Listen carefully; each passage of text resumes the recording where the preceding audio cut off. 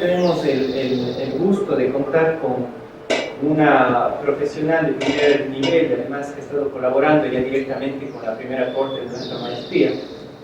Ella es Maca Suárez, PhD en Antropología en Goldsmith, Universidad de Londres. Su tesis doctoral se basó en un trabajo etnográfico con migrantes ecuatorianos en Barcelona.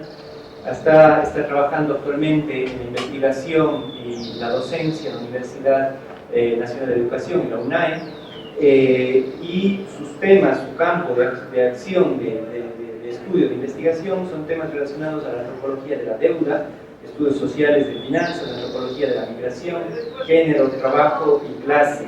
Ahora mismo es profesora de la maestría en antropología en el momento clave. Ya contaré también brevemente un poco la apuesta desde la antropología de lo contemporáneo, que es la investigación etnográfica. Está acompañando a nuestros estudiantes tesistas en sus trabajos de investigación. Ella ha aceptado muy generosamente compartir esta tarde con nosotros y exponernos y conversar sobre las perspectivas de la disciplina de la antropología en el siglo XXI. ¿Qué supone hacer antropología en el mundo actual? ¿Cuáles son las potencialidades, las posibilidades, los campos en los que la antropología puede y debe probablemente hacer aportes significativos? Y esas conexiones interdisciplinares que son fundamentales en el mundo contemporáneo. Entonces, sin más, dejo con Maca para esta primera parte de la jornada. Luego de esto, brevemente, en pocos minutos, yo les estaría comentando también sobre el posgrado, un poco algunos detalles de cómo hemos organizado esta maestría, que se encuentra justo en periodos de inscripciones hasta el 12 de enero. Entonces también quería comentar un poco de este proceso, por si hubiera también algunas dudas o algunas inquietudes respecto a eso después de la intervención. Muchas gracias de nuevo, Marta. Muchas gracias a ti, Israel, a todos por estar aquí, a todas. Era lindo cuando comenzamos con Israel, porque me decía: cuéntales qué es la antropología. ¿Cómo les cuento qué es la antropología? Me dicen unos 15 minutos. Y dije, bueno, no voy a poder hacer, no les voy a poder contar qué es la antropología en unos 15 minutos. Le dijimos, bueno, ¿qué podríamos contar que quizás no sea algo que la gente ya tiene en la cabeza? Todo el mundo seguramente piensa en algo cuando le dicen antropología.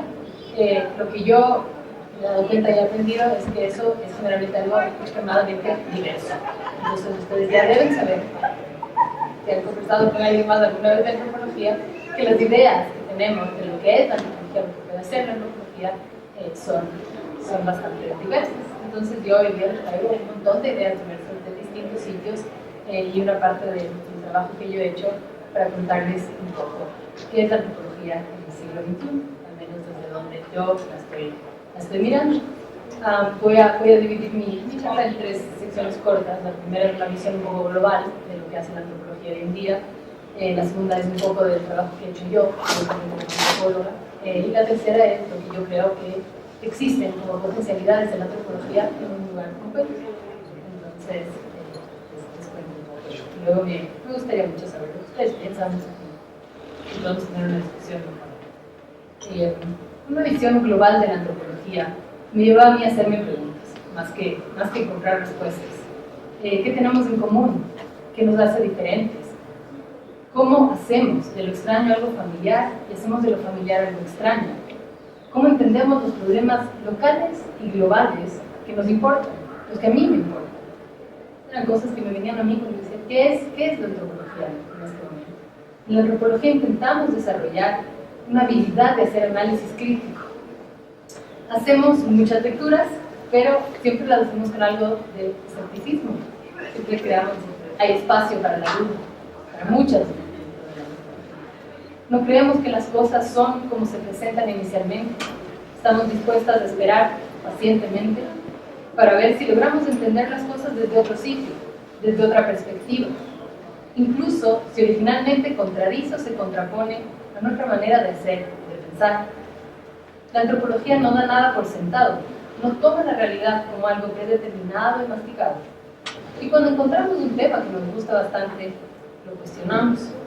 Lo cuestionamos desde la literatura antropológica, lo que vemos, cuestionamos lo que está al frente nuestro, conversamos con otros y otras antropólogas desde la literatura crítica que han explorado esos temas o esos sitios antes que nosotros. Pensaba que una de las formas más bonitas y más interesantes de pensar en la antropología era pensar en cuáles son las temáticas más comunes en ciertas academias. Por ejemplo, la Academia Inglesa, que es la academia en la que yo me formé. Y entonces pensaba ahí que decía, bueno, en la antropología es política, dirían en Londres, donde yo estudié mi doctorado, porque no se puede pensar desde otro lugar la antropología. Es necesario pensarla es una disciplina que es política, democrática. Miramos lo económico a través de la deuda, del intercambio, pero también a través de los fondos financieros, a través de los bancos centrales, a través de los paraísos fiscales. Entonces, todas estas pequeñas temáticas que yo les voy nombrando, hay muchos autores detrás de eso que están trabajando esos temas ahora. Entonces, son temas antropológicos hoy en día. Hay gente que está trabajando con bancos centrales para entender cómo pensar la deuda, hay gente que está trabajando con paraísos fiscales, documentando qué es lo que pasa en un paraíso fiscal, para entender cómo se mueve el dinero y qué es lo que está pasando con dónde está el dinero que está en un paraíso fiscal. Hay antropología de eso. Hacemos antropología del Estado, desde las cárceles, desde las escuelas, desde los trámites, desde la burocracia. Hacemos antropología de la religión, de los mormones, de los cristianos conversos, de los musulmanes. Hacemos antropología de la extracción de recursos naturales. Luego pensaba y decía, bueno, pues en inglés, en clase tiene algunas cosas hacen ellos, pero en otros sitios quizás no se encuentran, pero en otros sitios están haciendo también unas interesantes etnografías, y entonces yo les quería contar un poco de eso, por si no conocen ese lado de la antropología. Entonces, hay por ejemplo la antropología de la ciencia y de la tecnología. Entonces, en la antropología de la ciencia y la tecnología está el trabajo de Joseph Dumy sobre drogas para toda una vida. Lo que él hizo fue empezar a ir a charlas para médicos y para gente que vende medicinas, que trata de convencer a los médicos que compren de ciertos fármacos o de otros. Y lo que empezó a encontrar a través de hacer una investigación de largo aliento con médicos y personas que trabajan en el mundo de la medicina, que la mayor parte de la investigación que se hace hoy en día en el mundo de la farmacéutica está hecha para enfermedades crónicas. No está hecha para curar enfermedades que creemos que son de alto riesgo, enfermedades que sabemos que tienen cura. No es ahí donde está la gran inversión financiera en el mundo de la farmacéutica. Está en las enfermedades crónicas, porque las enfermedades crónicas son lo que crean un mayor beneficio para una farmacéutica. Entonces, la etnografía de él nos muestra esas cosas, ¿no? Es cómo se llega hasta ahí. Hay otra linda etnografía que se llama La vida más allá de sí mismo, que hace una profesora que se llama Lisa Stevens, antropóloga médica y antropóloga psicóloga, de la psicología y antropología médica. Ella trabajó en una comunidad de indios al norte de Canadá, que es donde ya estamos casi en el Polo Norte, y trabaja el tiempo entre dos epidemias, ¿no? La temporalidad que ella utiliza es el tiempo entre la epidemia de la tuberculosis y lo que luego se llamó la epidemia de los suicidios. Y ella empieza a cuestiona lo que pasa en esos espacios desde los sueños y de la imaginación, de cómo la vida no es solo un cuerpo vivo, ni la muerte es un cuerpo ausente, pero está también en tantos otros sitios. Entonces ella vivió mucho tiempo con una comunidad inuit y empezó a mirar cómo la gente imagina la vida y entiende. Y descubrió que había gente que se había muerto pero que seguía presente en sueños, había gente que desde la comunidad inuit con la que ella trabajaba se había reencarnado en otros. Entonces alguien pensaba que una hermana que nació se reencarnaba a alguien que acababa de morir. Y lo vivían así, como alguien que venía de nuevo a la vida a estar en la comunidad. Y entonces empieza a cuestionar qué es la vida, qué es la muerte y dónde está la vida.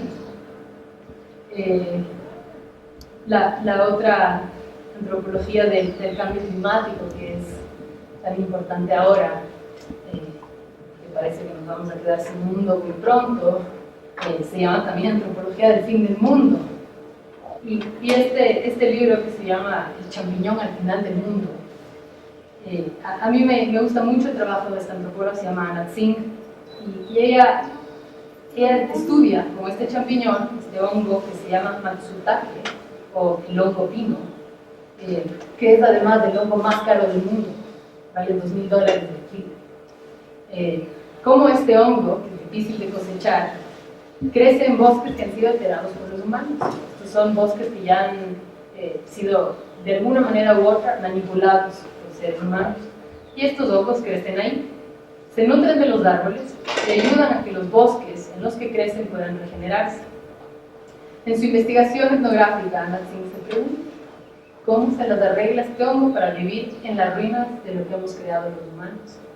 En su análisis, ella observa no solo los rincones más inesperados del capitalismo a través de la economía política de este hongo, se mete a ver cómo está cultivado, cómo se recoge, dónde se vende, quién lo consume, cómo llega a los restaurantes más lujosos de Japón después de haber venido desde distintos sitios, y además de que descubrieron que en Finlandia y en Japón y en lugares de California y de Canadá existe el mismo tipo de hongo, que es este lujo enorme que existe en Japón. Entonces empezó a especularse mucho con el precio del hongo y a tratar de crear nuevos mercados para circular, donde podría circular esto. Pero ella sigue el camino desde un hongo, ¿no? Entonces cuando yo pensaba en qué son esas cosas que nos importan a los humanos, pero muchas veces me importan a mí. Pero cómo llegamos hasta ahí, a veces es completamente inesperado. No creo que ella se esperaba que iba a salir todo eso de un hongo. Entonces ella empieza a ver la economía política de este hongo, el consumo para llegar a estos lugares exclusivos, y también nos presenta una exploración de la supervivencia colectiva en un paisaje de especies múltiples, cuestionando cómo mantener la vida en el planeta a pesar de toda la destrucción que acontece hoy en día. Entonces, estos eran unos pequeños ejemplos que decía, bueno, quizás conozcan, quizás no conozcan todavía, y que yo les quería traer hoy día para mostrarles cosas completamente distintas. Hay una más que había traído yo, que es esta antropología del surgimiento del trumpismo, como le llaman en Estados Unidos, o de cómo llegamos a un lugar en el que una persona como Donald Trump puede ser presidente de uno de los países más poderosos del mundo. Y esta antropóloga socióloga, que se llama Ariel Hochschild, hizo una etnografía lindísima, y es de California.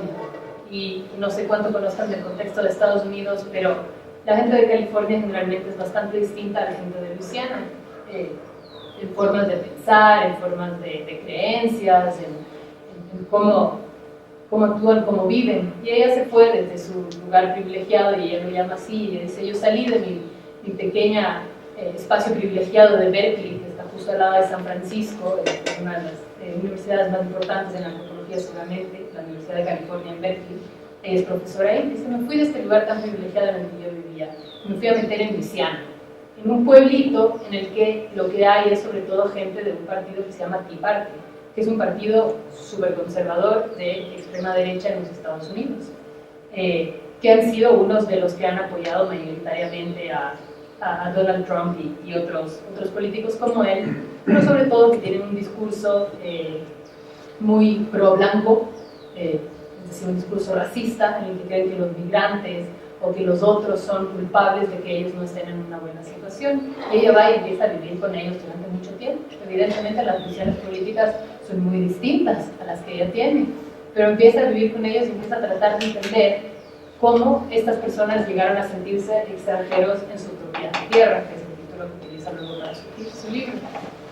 Y este trabajo de reflexión desde el lugar del otro es una muestra para mí maravillosa de lo que hace la antropología, porque realmente en la antropología tratamos de ponernos en los zapatos de alguien más, de pensar cómo el mundo se ve desde ese otro lugar, incluso cuando son tan distintas las visiones de ver el mundo.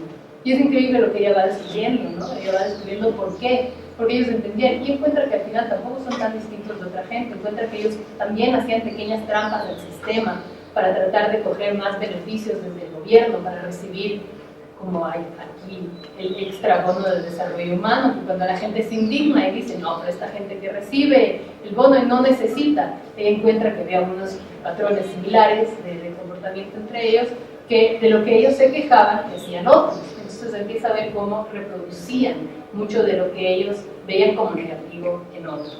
Y así, a través de eso, nos explica cómo llegamos a un lugar en el que Trump puede ser presidente. ¿Por qué? No es gratis que está ahí, hay tanto más detrás. Entonces, estos eran ejemplos de algunas de las antropologías que me gustan mucho.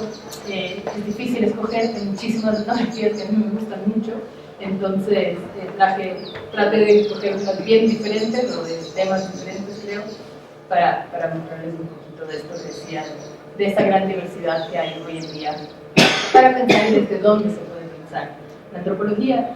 Yo no soy antropóloga visual, entonces no traje específicamente material sobre eso, pero sé que la antropología visual es un campo que está creciendo mucho. En la universidad de la que yo vengo, en Goldsmith, es particularmente buena en hacer trabajo antropológico audiovisual, y es algo que existe, que sabemos que es importante, el trabajo con imágenes, con películas y otros medios de visualización y de comunicación en las nuevas generaciones, y creo que es una nueva forma de entender, y nueva, entre comillas, porque claro, ya hay unos 15 años o 20 años de trabajo en la antropología audiovisual que nos muestran que los resultados son maravillosos. Hay unos documentales increíbles que han salido desde la antropología.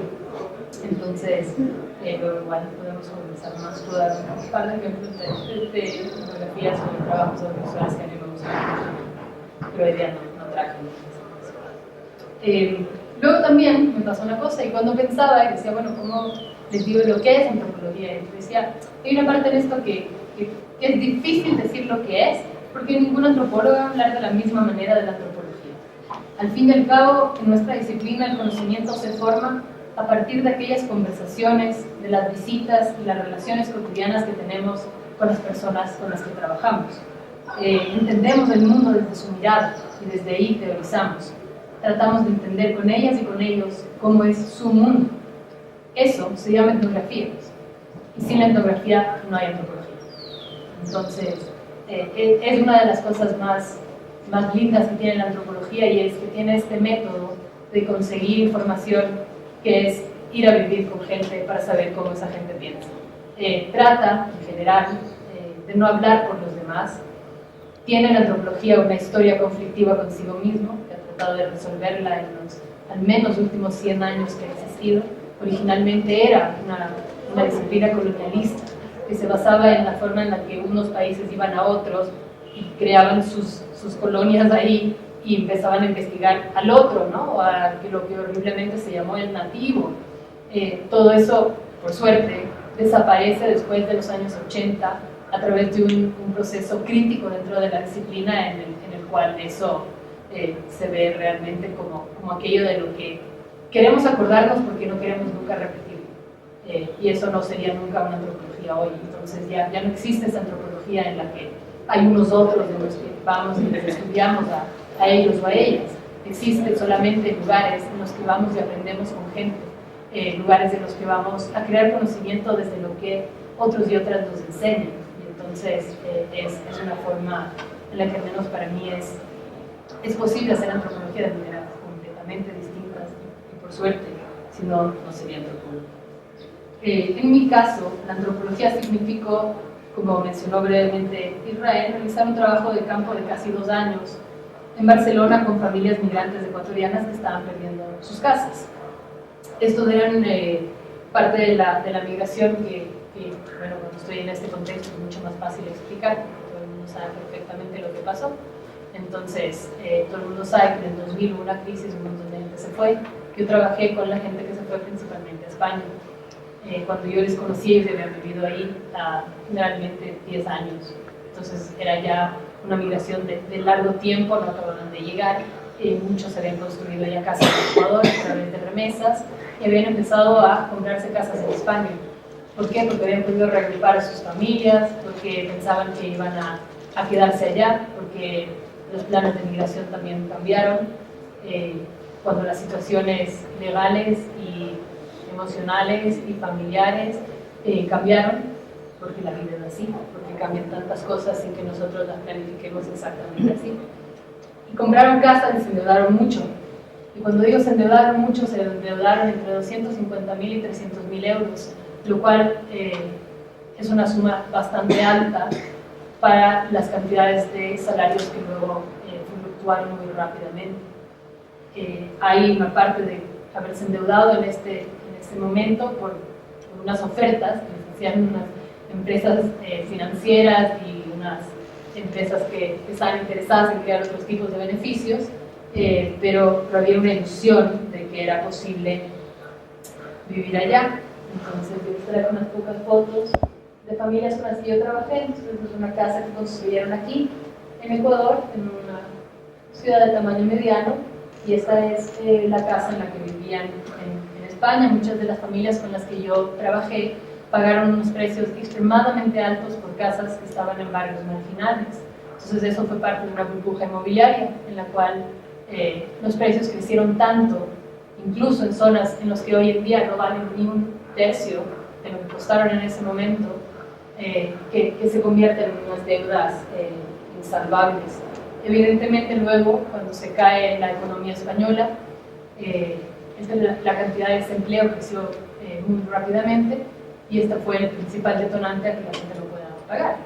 El problema principal legal que tenían era que la legislación española es extremadamente injusta con quien ha sacado un crédito y no tan injusta con quien ha prestado el dinero.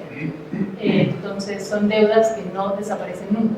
No se puede uno deshacer de esa deuda, no hay como declarar bancarrota, como en la mayor parte de países occidentales. No se puede entregar la casa a cambio de la deuda, uno pierde la casa pero se queda con una gran parte de la deuda. Entonces la mayor parte de las personas con las que yo trabajé perdían sus casas y se quedaban con al menos 200.000 euros de deuda, que eso implicaba también a las personas que habían sido sus garantes, que eran generalmente familiares o amigos cercanos. Entonces eso desencadena unos grandes problemas en las relaciones familiares. Entonces, ¿qué es lo que documenté yo gráficamente?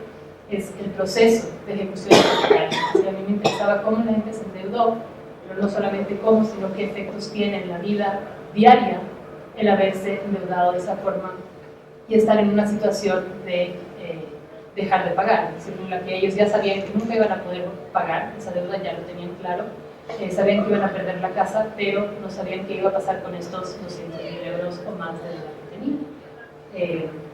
Lo que hicieron es, se hicieron activistas.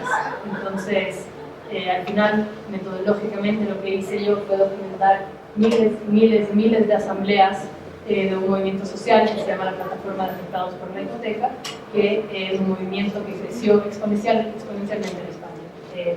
Empezó en Barcelona en el 2009, por un lugar en un cuartito más pequeño que este, y hoy en día tiene más de 260 núcleos en toda España. Entonces, es un movimiento que ganó muchísimo, no solo volumen y expansión, pero muchísimo poder, en el sentido de poder luchar también contra bancos gigantescos, contra el gobierno, e incluso de poder hacer política desde lugares muy diferentes. Entonces, me pasé muchísimas horas en asambleas, en ocupaciones de bancos, porque esa era la otra cosa que se hacía para tratar de que esas deudas se eliminaran. Se ocupaban bancos y se reclamaba la condonación de las deudas una vez que se entregaba la casa. La gente aceptaba perder su casa, pero luchaba por que la deuda también fuera saldada con esa entrega. Entonces, mi trabajo fue documentar asambleas, documentar ocupaciones de bancos, documentar protestas. La mayor parte de las personas que salen en esta fotografía eran ecuatorianos con los que yo trabajé. Esta era una protesta gigantesca que hubo en Barcelona en el 2012, 2013, en la cual había un montón de banderas ecuatorianas en este bonito espacio. Y eventualmente también lo que se va creando en este sitio es una comunidad distinta, una inesperada comunidad, porque estas personas no se conocían por ninguna otra razón que ser deudores hipotecarios. Pero eventualmente uno venía acá y se olvidaba completamente de las deudas, se encontraba una comunidad distinta y se festejaba mucho, se festejaba perder deudas, se festejaba ocupar bancos, se festejaba poder, como decían ellos, joderle un poco al banco o al gobierno. Y entonces había una movida política muy fuerte detrás de este movimiento. Entre otras cosas, la persona que fue la portavoz de este movimiento, mi trabajo de campo, terminó convirtiéndose en la alcaldesa de Barcelona. Entonces es un movimiento que tuvo realmente un efecto gigantesco en cómo cambia la realidad, no solamente social, pero también política. Entonces, al final yo terminé documentando también un proceso político que era completamente inesperado, porque esa persona jamás se imaginó que iba a terminar siendo alcaldesa de Barcelona. Entonces, esas son también las sorpresas que trae la etnografía, inesperadas y a veces afortunadas, porque fue una coincidencia histórica eso, pero terminé haciendo toda esta etnografía sobre familias ecuatorianas y sobre un cambio político en España y en Barcelona particularmente, ¿no? Entonces, bueno, también hay otras partes que son lindas de la etnografía en pensar este momento antes del campo. No sé si hay aquí personas que van a estar en la maestría ahora, pero seguramente tengan algunas ideas de lo que les gustaría hacer en su etnografía, en su maestría, quién sabe en un doctorado, eso también es posible. Y es empezar a pensar, y hay un momento maravilloso en el que todo es una posibilidad de estudio antropológico. Todo lo que está, evidentemente tenemos unos intereses particulares, pero todo lo que está alrededor nuestro es una posibilidad en la antropología. Luego entramos al campo, se van limitando, nos vamos acotando lo que realmente vamos a hacer, y desarrollamos unas relaciones, voy a decir mayoritariamente maravillosas. También hay malas relaciones en el trabajo de campo, pero en general son buenas relaciones, incluso de las malas se documenta, se aprende y se teoriza.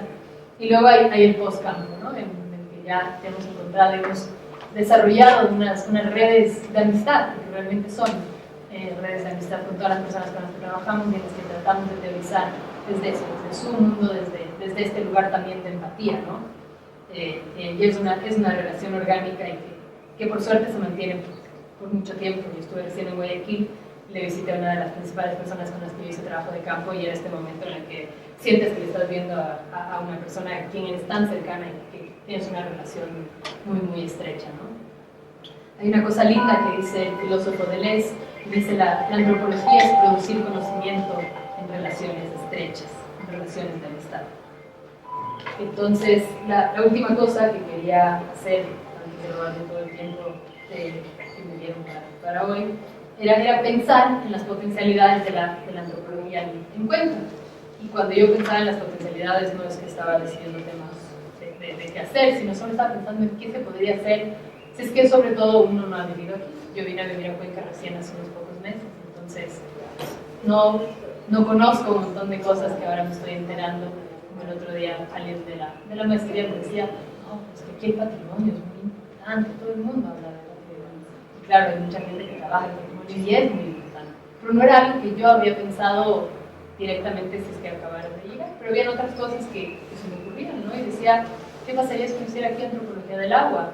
Viven rodeados de agua en esta ciudad, hay tantos ríos, pero a veces pasan totalmente desapercibidos, a veces son eso que nos encanta de la ciudad, pero a veces también son eso que escondemos de la ciudad, el otro que se menciona un poco, pero hay toda una etnografía y un montón de antropología del agua, y Cuenca era como uno de los lugares que se interesa eso. Hay un montón de antropología hoy en día sobre la infraestructura. Veo que Cuenca están construyendo muchas cosas, algunas que les hacen infelices a los cuencanos y las cuencanas, otras les dan infelices. Pero hay un montón de etnografía de la infraestructura y se puede pensar desde la antropología. Mucho. Hay evidentemente mucha antropología urbana, sé que es un tema que acá resuena mucho, el arte, lo que decíamos del patrimonio, el feminismo, ¿no? Pero también hay todas las opciones que todavía no se nos han ocurrido. Por eso es genial que estén ustedes aquí. Hay que dejar de pensar la antropología que se hace aquí solo como la antropología de Cuenca. La región es más amplia, no solamente de Cuenca, hay Ushuaia, hay Cañar, hay Sura, hay el Austria. Y hay varios temas que pueden entrar en estas investigaciones. En Cuenca tenemos la suerte de tener este programa, pero necesitamos pensarnos también como una presencia internacional. Necesitamos pensar que producimos antropología no solo para Cuenca, producimos antropología para el mundo. La mayor parte de libros sobre el Ecuador que se publican en antropología y específicamente sobre Cuenca y sus alrededores son escritos por personas que no están en Sudamérica, están publicados en inglés, en otras editoriales, que no es que sea algo malo, pero es que también nosotros tenemos todas las posibilidades y capacidades de hacer eso también. ¿Qué significaría, por ejemplo, producir antropología en Cuenca que no sea necesariamente sobre Cuenca? ¿Cómo dejar de vernos a nosotras mismas y salir del discurso autorreferencial? ¿Cómo hacemos antropología de lo que está más allá de Cuenca o de lo no humano en Cuenca? ¿Qué nos interesa con este programa? Cambiar la idea de lo que puede ser la antropología. Que sea una disciplina con una voz crítica, con una voz pública, que se tome lo cotidiano en serio para crear nuevas formas de conocimiento y de comunicación, que nos muestran, ¿no?, que podemos estar apasionadas incluso por las cosas que parecen más sencillas a nuestro alrededor, como los hongos de Anna Singh, y mostrar cómo la vida misma está conectada incluso con el champiñón que acabamos de pisotear. Entonces, muchas gracias y bienvenidos y bienvenidas a la antropología.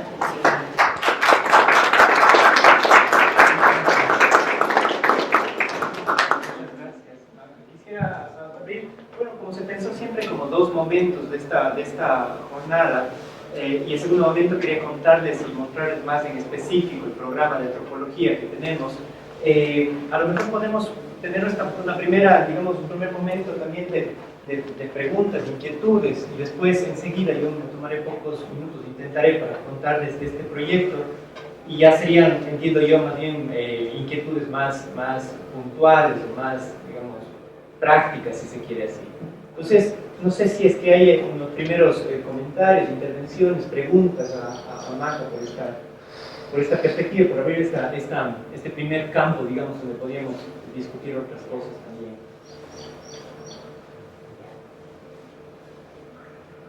Por favor. Bueno, muchas gracias, buenas noches.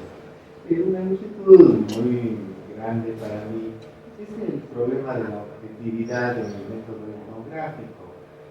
Usted mismo hoy nos ha dicho, ¿no?, uno se involucra mucho con las personas con las que estudia, nos ha contado que se volvió a encontrar con una persona que participaba en su estudio, que había una relación muy estrecha, la cita de Belén, ¿no?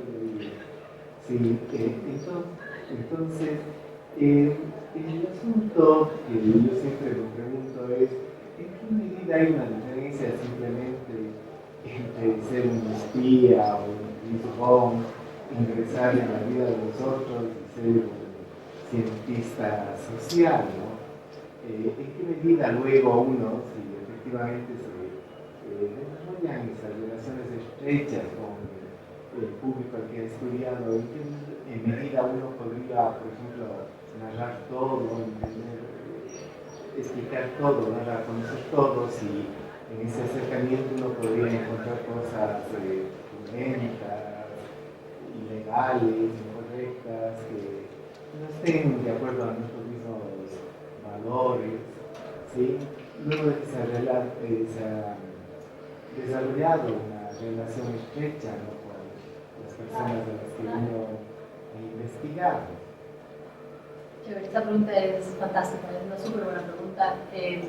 Es algo que en la etnografía, cuando yo acabé mi trabajo de campo para el doctorado después de los 2 años y regresé a Londres para escribir mi tesis, todo el mundo hablaba, nos reuníamos todos los que acabábamos de llegar de hacer trabajo de campo en sitios distintos del mundo, y empezábamos eso que nos empezaron a decir, ahora empieza su momento de desapego del trabajo de campo del lugar en el que estaban, ¿no? Entonces, a lo que se referían, y a veces la distancia, seguimos aquí pero ya no estamos en contacto, las distancias no necesariamente son yéndose a otro espacio físico, pero sí hay un proceso de reflexión después del trabajo de campo que es en el que nosotros vamos a ir y cuestionar justamente ese material que hemos recogido. Y para eso recoges unas largas notas de campo durante mucho tiempo. También trabajas generalmente con un tutor, una tutora, al menos para hacer un doctorado, para aprender a ser objetivo y a tomar esa distancia de los lugares en los que estás. Yo tuve una experiencia que me pasó justamente porque me involucré mucho en este movimiento y empecé a ser una activista del movimiento. Me acuerdo haberle enviado uno de mis diarios de campo a mi profesora. Me dijo, sí, muy lindo ese trabajo de activismo que estás haciendo.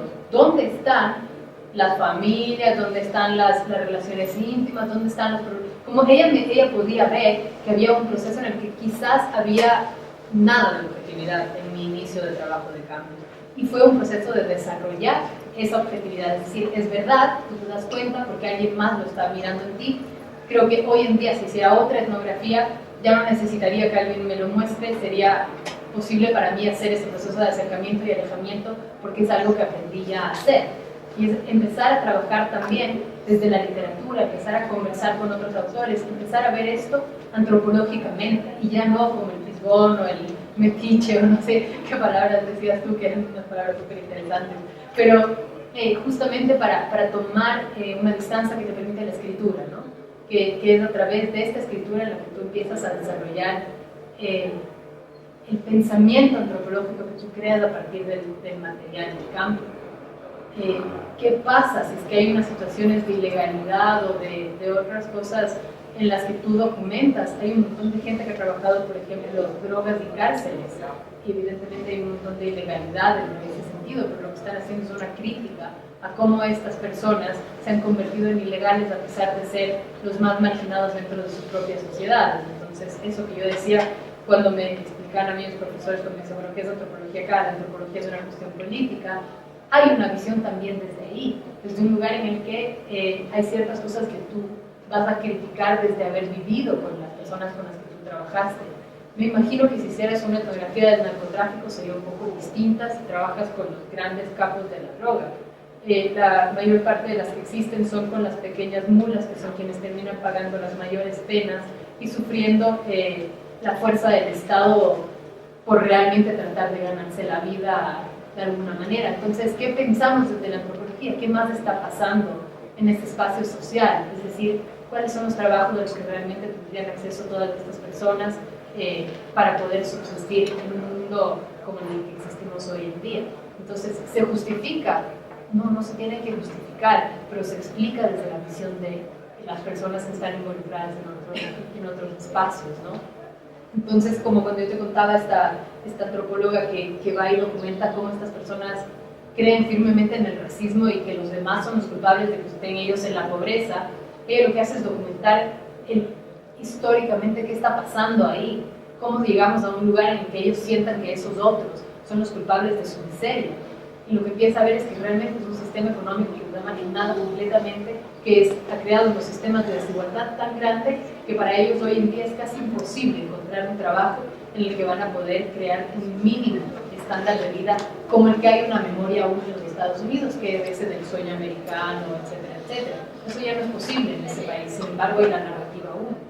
Entonces ella lo que empieza a documentar es cómo esa narrativa, cómo ese sistema de trabajo y de existencia en un lugar como Luisiana, en un pueblo en el que no hay realmente nada que pueda desarrollar la economía en la que ellos están, como la última salida para ellos es culparle al que está al lado y decir, es culpa de este, que es el que está por abajo de ellos en términos de poder. Es decir, es la única persona a la que con quien pueden sacarse esta mala onda de su propia existencia. Pero ella empieza a entender desde dónde nace esta forma de ver a los demás. Entonces, eso es lo que intentamos hacer en la etnografía, tomando instancia a través de la escritura y del proceso de reflexión que viene después de una etnografía, que por eso también es un proceso bastante largo, de tomarte 1 o 2 años de analizar todo eso que has recogido, justamente para no tratar de caer en un romanticismo de lo que hemos documentado. No es un como diario de los sentimientos de las personas con las que trabajaste, hay un análisis crítico detrás de eso. Gracias.